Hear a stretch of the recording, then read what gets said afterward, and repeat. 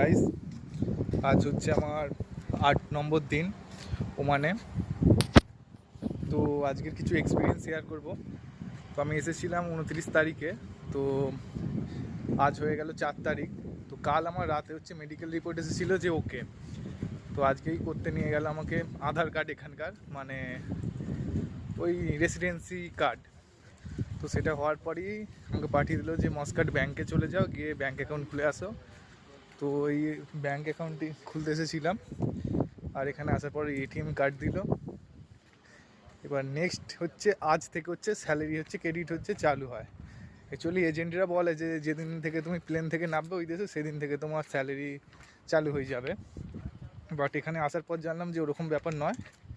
যতদিন না ওই এমপ্লয় কার্ড বা আই কার্ড বা রেসিডেন্সি কার্ড হচ্ছে, ততদিন স্যালারি হচ্ছে ঢুকবে না। আর পরে আরও কথা বলবো। এখন যে যাচ্ছি না, মনে হচ্ছে 50 ডিগ্রি তাপমাত্রা মুখেতে লাগছে, রোদে একা একা মানে এসেছিলাম।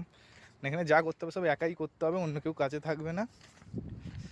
আর মরুভূমির ওপর দিয়ে মনে হচ্ছে যাচ্ছি এখন। আর এখান থেকে হচ্ছে গ্যাস উত্তোলন হয়। আচ্ছা, আর শর্টকাট রাস্তা মেরে যাচ্ছি। কোথা দিয়ে যাচ্ছি দেখতে পাচ্ছ, মানে এখান থেকে সব গ্যাস কালেকশান করা হয়। দেখাচ্ছি ওপরটায় উঠে। অ্যাকচুয়ালি রাস্তা দিয়ে গেলে আমার রুমে যেতে 2 ঘন্টা লেগে যেত, কিন্তু আমি আধ ঘন্টার মধ্যে যাওয়ার চেষ্টা করছি যাতে সব তাড়াতাড়ি হয়ে যায়। এই হচ্ছে সব ইন্ডাস্ট্রি, এখান থেকে সব মাটি নিচে থেকে কী সব গ্যাস বার করছে।